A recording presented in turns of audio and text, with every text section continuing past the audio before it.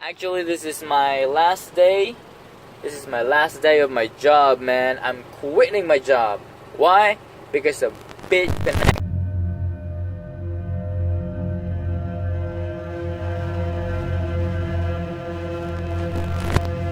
Now, BitConnect is basically an investment platform that pays out a daily interest of 1% or more. Now, they got a robo-trader, okay?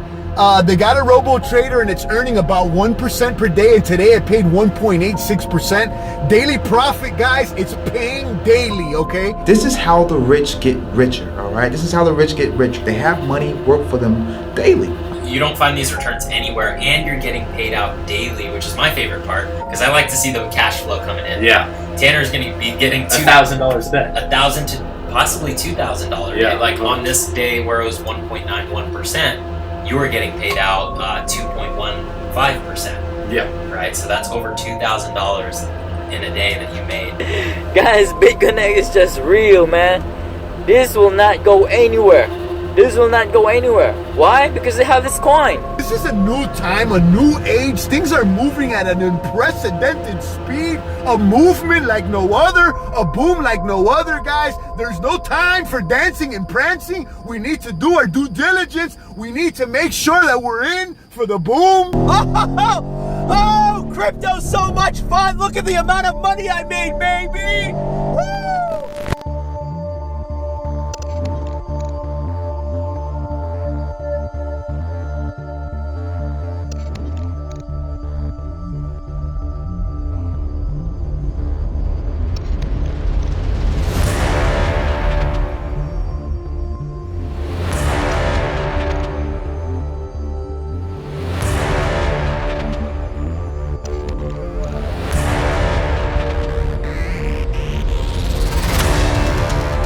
Americans need to ask themselves, if the U.S. economy is so strong today, then why has there been no recovery in the labor force participation rate of 16 to 19-year-old millennials, while the labor force participation rate of Americans 55 and older remains at its highest level in decades?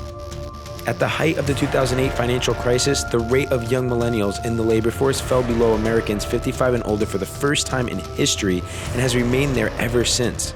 The truth is, many millennials can afford not to work because they were smart enough to buy Bitcoin and capitalize on this boom of cryptocurrencies. Most baby boomers weren't smart enough to understand the benefits of blockchain technology and have missed out on the boom completely. So I was 18 years old when I made my first $1 million. There's a dealership in Newport Beach that takes Bitcoin for Lamborghinis. And I guess you could say I am a millionaire now, and it's because most of the time when I own cryptocurrency, I pretty much just transferred over to my wallet, and I really just focus on the amount of coins I have.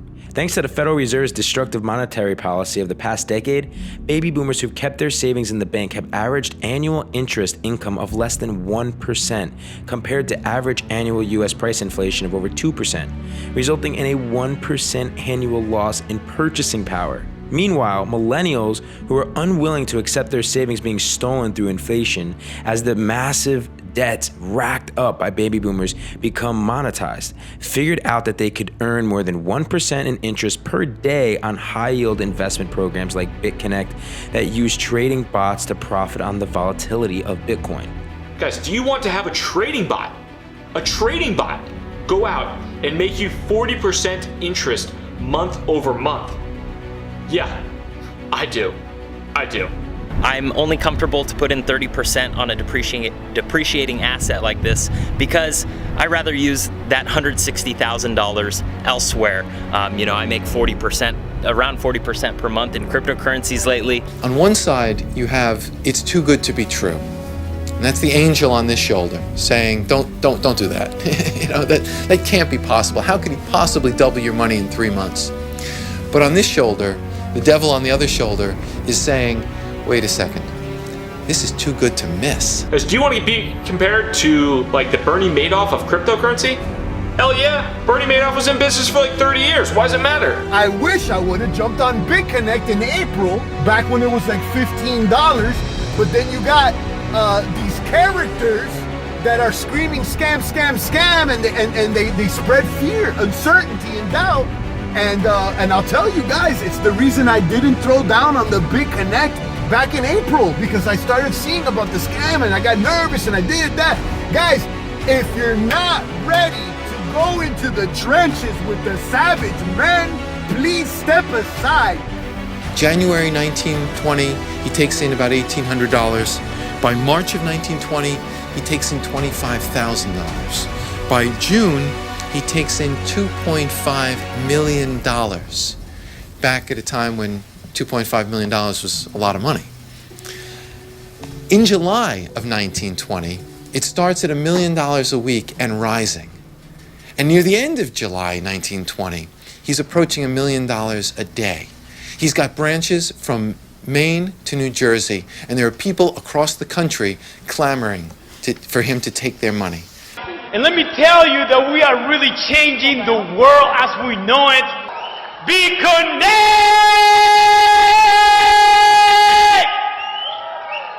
Be connected! Thank you so much, Carlos from New York City. We're very excited, super excited. Thank you. From February through November 2017, the BitConnect token rose by more than 43,000%, making it the largest gain in cryptocurrency during this time period. Unfortunately, most people didn't realize that the sole reason for BitConnect's huge percentage gains was the fact that their lending contracts locked investors into the token for between 120 and 299 days, thereby artificially limiting the supply of the tokens on the market.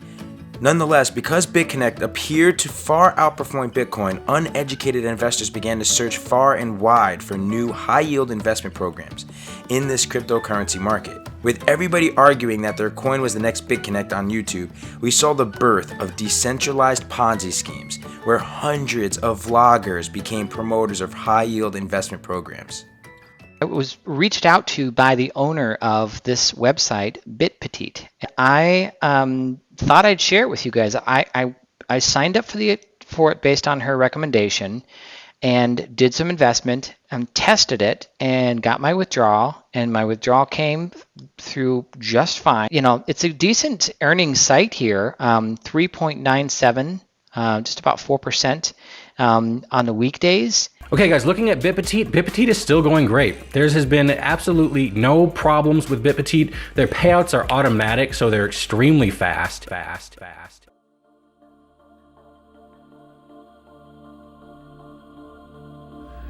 screen we have right here is where BitPetite used to be. I don't know if they're down for maintenance, server issues, but looks like they're not here.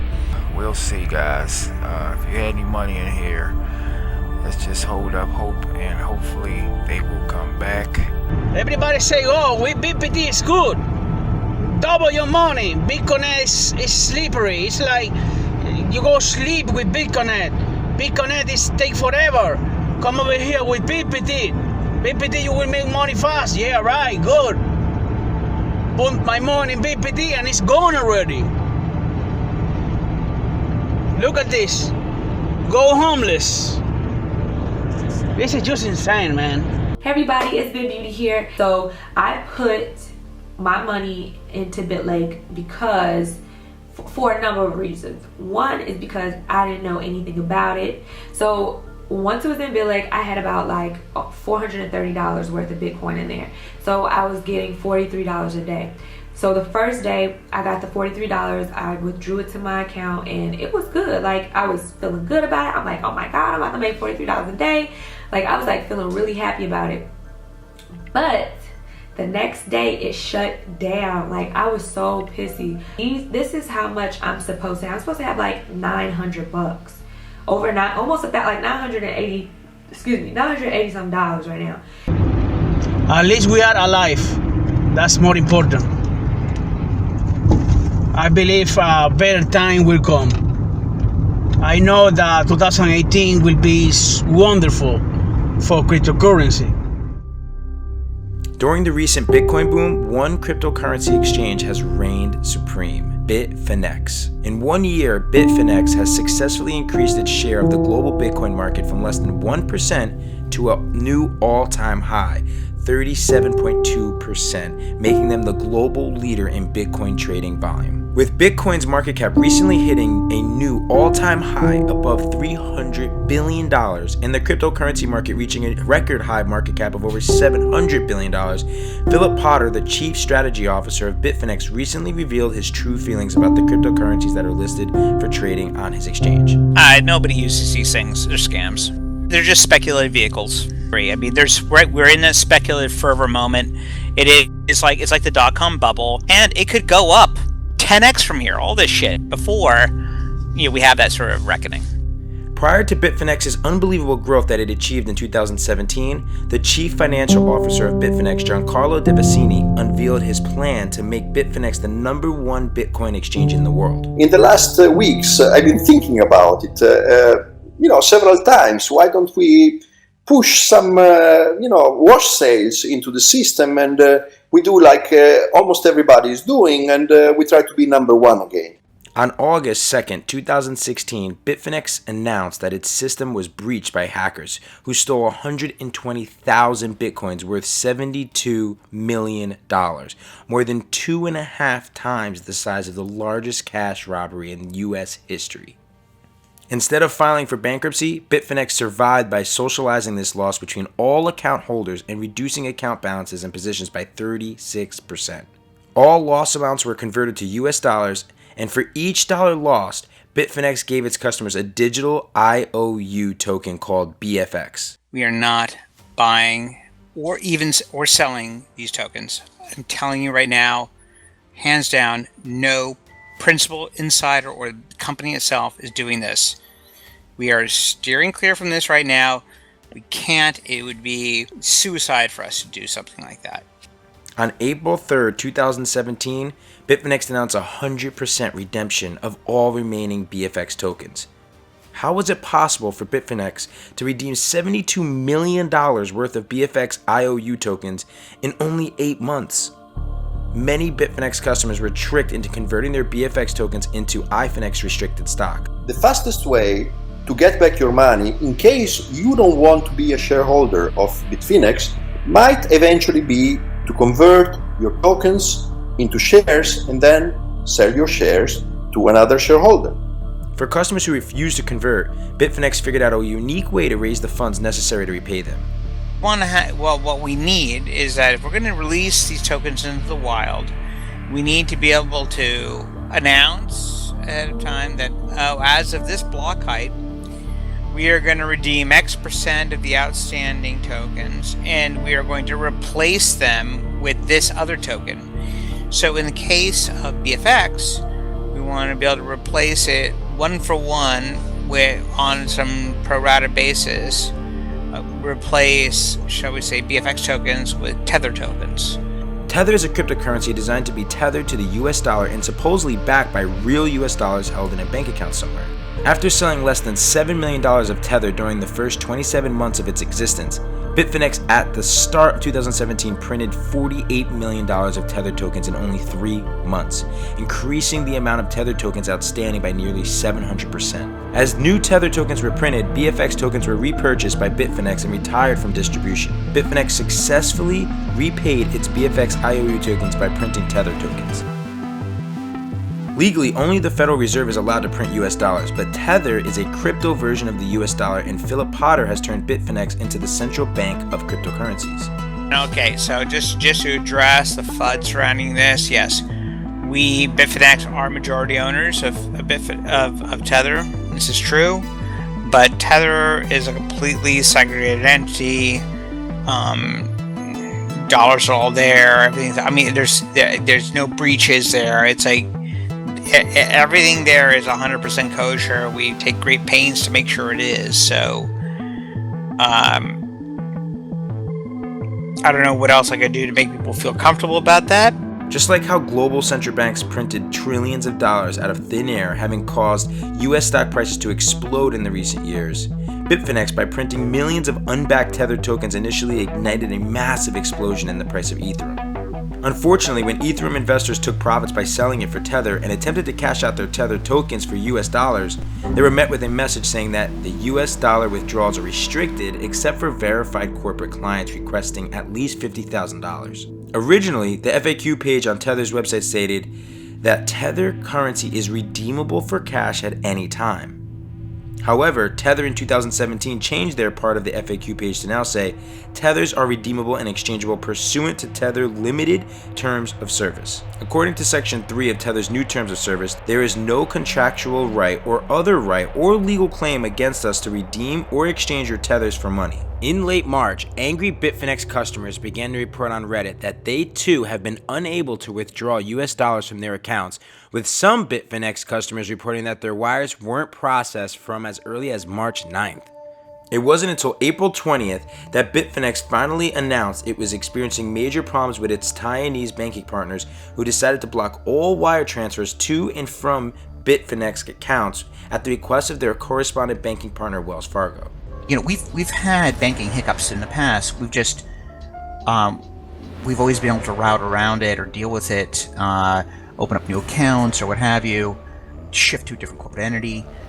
There've been lots of sort of cat and mouse tricks that everybody in the Bitcoin industry has to avail themselves of. The reason why we're unable to do that this time is that internally in Taiwan itself, they're undergoing a sort of kind of very strenuous review of their whole offshore banking process. And basically Taiwan has been put on the radar screen for being, you know, kind of lax about KYC AML. It's very, very difficult for offshore people to come in and open bank accounts right now, if not impossible. With both Bitfinex and Tether getting cut off from the global banking system, the crypto community became concerned about the solvency of Bitfinex and US dollar backing of Tether. Many Bitfinex customers decided that their safest bet was to buy Bitcoin with their US dollar balances, immediately withdraw their Bitcoin from Bitfinex. This caused Bitcoin prices to explode higher, while the amount of Bitcoin stored in Bitfinex's cold wallet got cut in half. From Bitcoin's March 25th low of just below $900, Bitcoin prices tripled in 2 months to a May 25th high of nearly $2,700. During this artificial rally fueled by forced Bitcoin buying, Bitcoin prices traded at a huge premium on Bitfinex over exchanges like Bitstamp that still had banking access with the ability to deposit and withdraw fiat currencies. Meanwhile, Tether's value dropped below $1 and remained there for most of April and May, hitting a low of 89 cents. Eventually, Tether's value stabilized due to demand from a major new customer that also lost banking access, the Bitcoin exchange known as BTCE. Despite Bitfinex failing to regain access to the banking system, as soon as Bitcoin began to weaken at the end of May, Bitfinex flooded the crypto economy with $60 million worth of new Tether tokens. This caused Bitcoin's sell-off to end quickly, with Bitcoin rapidly exploding afterwards to new all-time highs.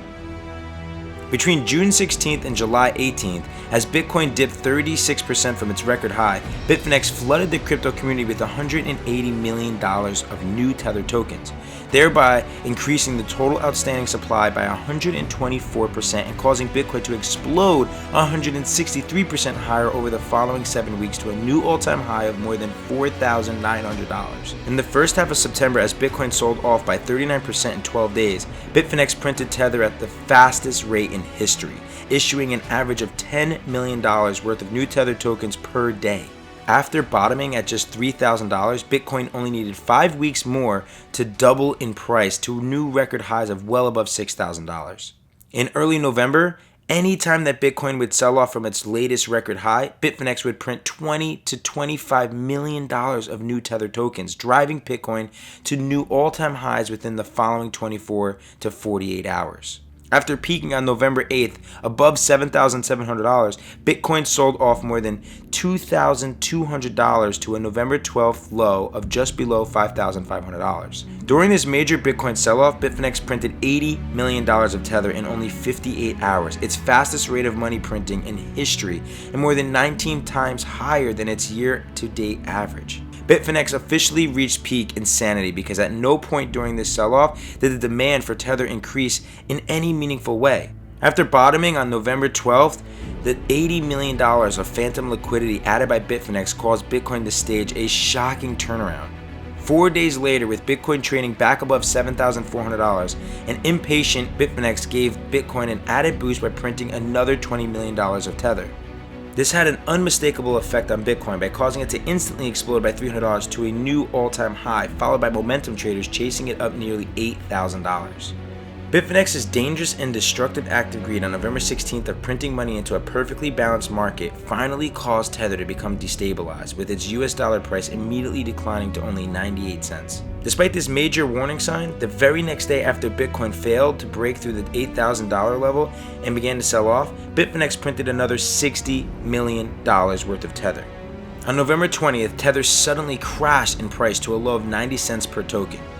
Instead of repurchasing Tether tokens in the open market to support its price at $1 and reduce the outstanding supply, Bitfinex once again blamed its latest crisis on hackers and claimed that over 30 million of its newly issued Tether tokens got stolen from their Tether Treasury wallet. Bitfinex promised not to redeem any of the stolen tokens, a laughable statement considering the legitimate Tether holders have never been able to redeem a single token in history.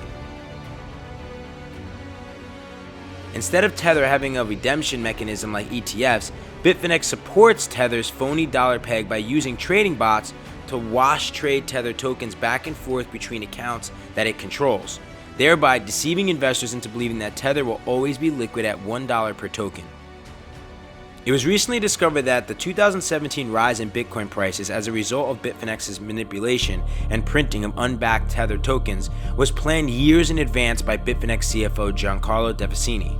On June 22, 2014, somebody asked Giancarlo on the Bitcoin Talk forums, "Can you get a Willy bot like Carpely is already and take us to $10,000? Giancarlo responded by saying that he is currently working on it. What is a Willy bot and who is Capellas? I'm Roger Veer, longtime Bitcoin advocate and investor. Today I'm at the Mt. Gox World Headquarters in Tokyo, Japan. I had a nice chat with Mt. Gox CEO Mark Karpelès about their current situation. He showed me multiple bank statements as well as letters from banks and lawyers. I'm sure that all the current withdrawal problems at Mt. Gox are being caused by the traditional banking system, not because of a lack of liquidity at Mt. Gox. Back in 2013, Mt. Gox was the world's most dominant Bitcoin exchange, and its CEO Mark Karpelès created a trading bot called Willy that controlled 49 Mt. Gox accounts that were each credited with a total of nearly 112 million newly printed US dollars, including 46 accounts that received matching amounts of either $2 million or $2.5 million. Between September 27th and November 30th to 2013, Mt. Gox's Willy bot acquired approximately 268,000 Bitcoins in 7,000 separate buy orders, with 90% of them occurring in exact intervals of between 5 and 15 minutes. The more Bitcoins that Willy purchased in a day, the larger Bitcoin prices would gain that day, with Bitcoin declining on days that Willy was inactive. Mt. Gox has successfully manipulated the price of Bitcoin from $126 up to $1,120 for a gain of 789% in 2 months. As Mt. Gox's Willy bot made nearly $112 million in fraudulent Bitcoin purchases, the market cap of Bitcoin increased by more than $12 billion, or about 108 times the amount of Bitcoin purchased with counterfeit crypto US dollars. This compares to how Bitcoin's market cap over the last 13 months has increased by $174 billion, or nearly 78 times the $2.24 billion of Tether printed by Bitfinex. They haven't answered anybody's support requests. They seem to have just taken people's money. They've taken my money. Right. I'm kind of pretty annoyed about that.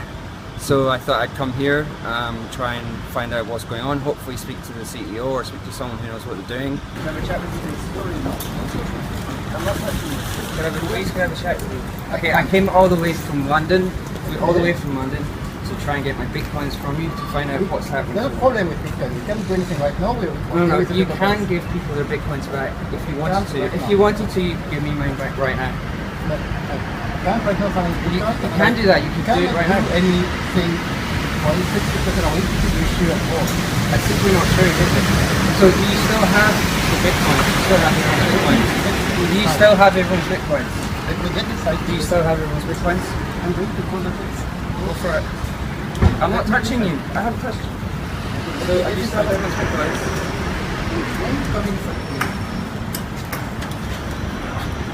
In early 2014, Mt. Gox customers who sold their Bitcoin into the rally for large profits were unable to withdraw dollars from the exchange and were forced to buy back Bitcoin, causing Bitcoin prices on Mt. Gox's to trade at a huge premium over other exchanges. A few Mt. Gox customers were able to withdraw their Bitcoins from the exchange, but the run on Mt. Gox caused its Bitcoin holdings to become completely depleted, except for a legacy wallet containing 200,000 Bitcoins that Mt. Gox had forgotten about. On February 7, 2014, Mt. Gox announced that it had suspended Bitcoin withdrawals, causing the Mt. Gox Bitcoin price to crash 90% within days, which forced the exchange to shut down for good on February 24, 2014. Japanese police have arrested the head of the Mt. Gox Bitcoin exchange, Mark Karpeles. This comes after a series of fraud allegations led to the exchange's spectacular collapse and hammered the digital currency's reputation. A spokesman for the Tokyo police says France-born Karpeles is suspected of manipulating data on the exchange's computer system in 2013 to create about $1 million. Japanese media say police are also investigating his possible involvement in the 2014 disappearance of nearly $390 million worth of bitcoins at current exchange rates. Of the 650,000 Bitcoins that got stolen from Mt. Gox customers, over 300,000 of them ended up at the Bitcoin exchange BTCE, which got shut down by the DOJ on July 26, 2017, only 3 months after it implemented Tether and bailed Bitfinex out of a major liquidity crisis. Alexander Vinnik was arrested in a small beachside village in northern Greece on Tuesday, following an investigation led by the US Department of Justice. The DOJ describes Vinnik as the operator of BTCE. They accuse him of laundering more than $4 billion for people involved in crimes ranging from hacking to drug trafficking. He's also been linked to the failure of Mt. Gox. After BTCE and Bitfinex simultaneously lost banking access in March, forcing BTCE to become a Tether-based exchange, it's very possible that Bitfinex, by issuing Tether tokens to BTCE, became the recipient of some of the $4 billion that BTCE is accused of illegally laundering. In November, Bitfinex banned all US customers from its exchange in a desperate attempt to escape US jurisdiction, following the DOJ's charges against BTCE, which included a $110 million fine. On January 1, 2018, Bitfinex once again changed Tether's terms of service to also ban US customers, but this didn't stop Bitfinex from printing another $850 million worth of new Tether tokens during the following month. In fact, according to Tether's rich list, 2 of the top 5 largest balances of Tether are currently held at Bittrex and Poloniex, 2 US-based cryptocurrency exchanges. Bittrex has played an active role in helping Bitfinex continue laundering dollars through Tether, even without Bitfinex having banking access. Customers of Bittrex are allowed to purchase Tether tokens for US dollars by making a wire transfer to Bittrex in an amount of $100,000 or greater. Unfortunately, after they spend 6 figures on Tether tokens, they have no way of ever converting them back to US dollars. The good news for Tether holders stuck on Bittrex is that the exchange lists a total of 273 different cryptocurrencies. In late 2017, after Bitcoin peaked at $20,000, Bitcoin gurus like John McAfee began to post recommendations on social media for investors to buy small, thinly traded altcoins that are listed on Tether-based cryptocurrency exchanges like Bittrex. I mean, my first trip to the Amazon, when I went to Ecuador and went down the river and first tasted human flesh, the attraction for human flesh was like so profound that, when I came back to the States and they accused me of eating small children. On December 13th, inundated by people asking for recommendations on what cryptocurrencies to buy, McAfee suggested for his followers to consider privacy coins with anonymous transactions like Verge, a token trading on Bittrex for less than a penny. Immediately, investors rushed to buy Verge, driving its price up by more than 3,000% over the following 10 days. McAfee quickly figured out that he could make millions of dollars by pumping scam altcoins on his Twitter account to naive millennials looking to get rich quick by investing into the next Bitcoin at the ground floor. McAfee secretly began to contact the founders of every low market cap altcoin, promising them that he would pump their coin in return for a large fee of up to 25 Bitcoins plus a major percentage of their coin's total outstanding supply. Legally, McAfee is required to fully disclose the exact type and amount of any compensation received for a cryptocurrency he is promoting, including the source of compensation.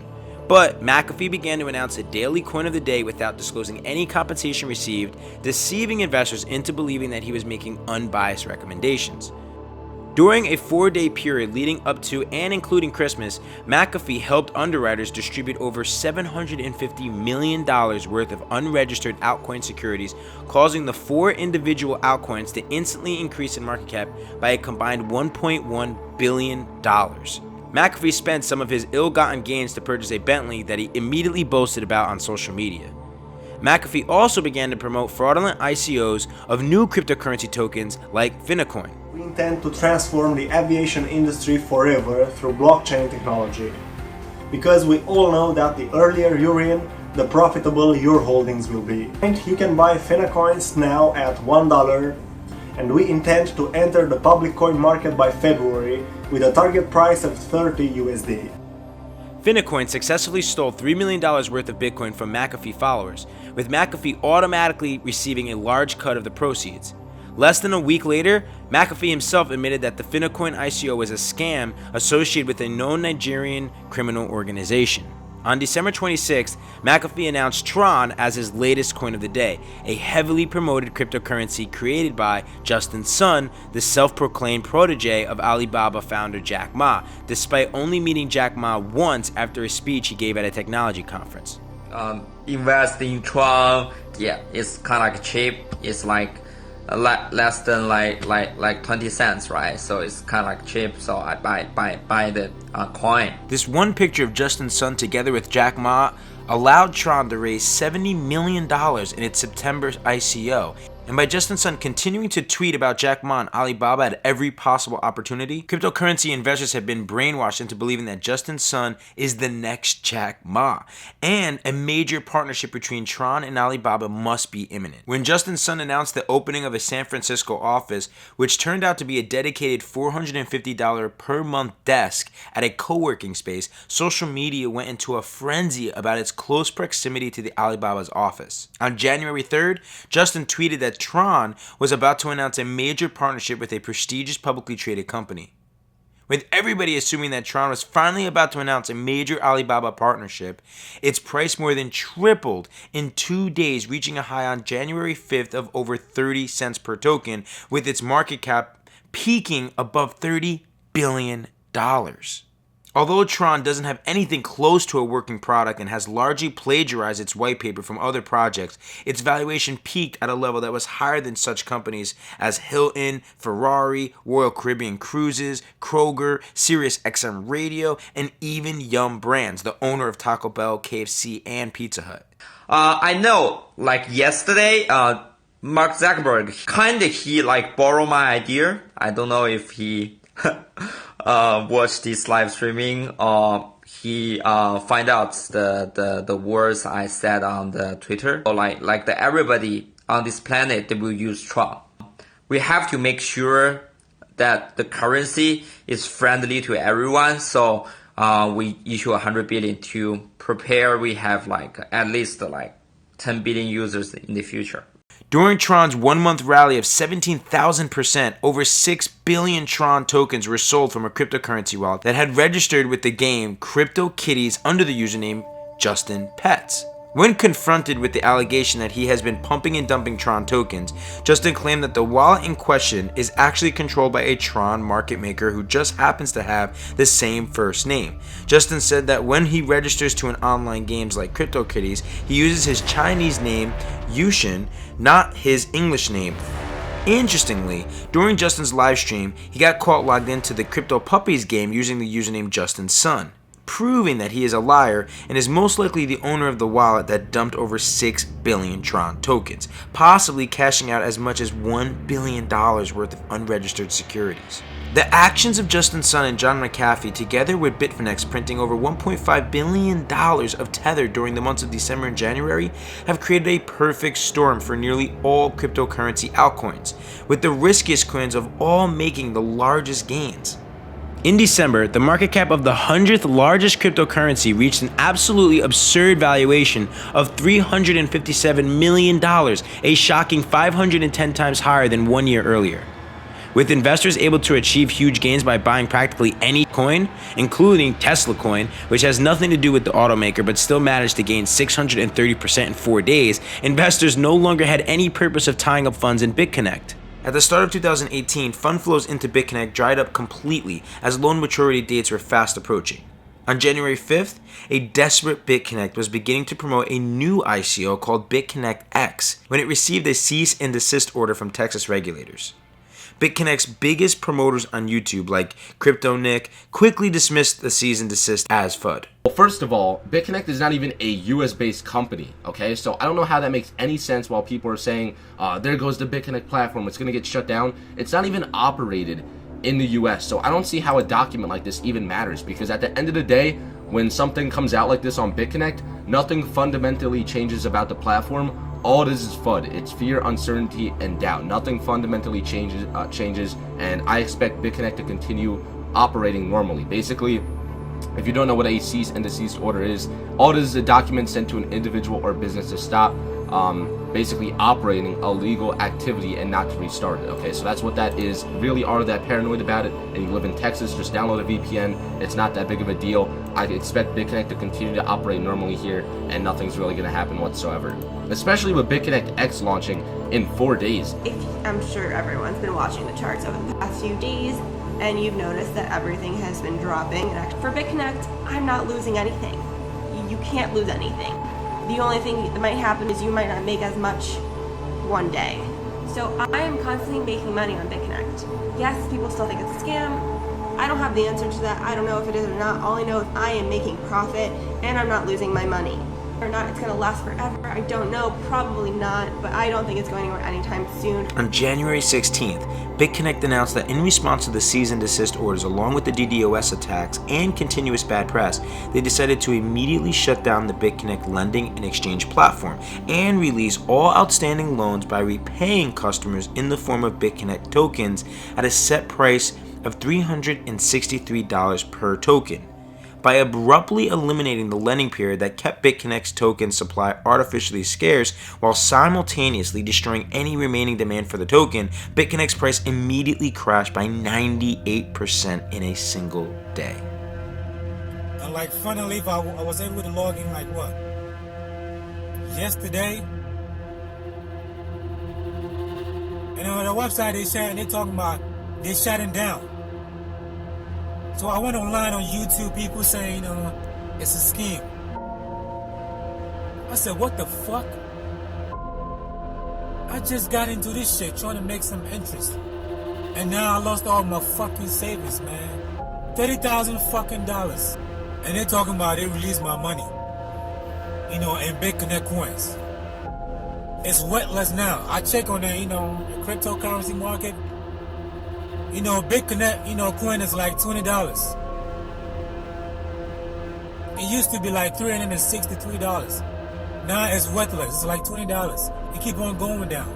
And now all my fucking money is gone.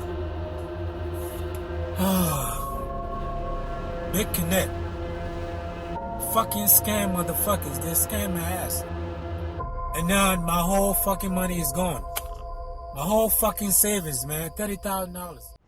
I appreciate you guys watching our Decentralized Deception documentary. I'm Gerard Adams, founder of Money FOMO. You may recognize me as the host of Leaders Create Leaders, co-founder of EliteDaily.com, the fastest growing millennial online publication in the world, or CEO of Founders, which is an education platform for entrepreneurs.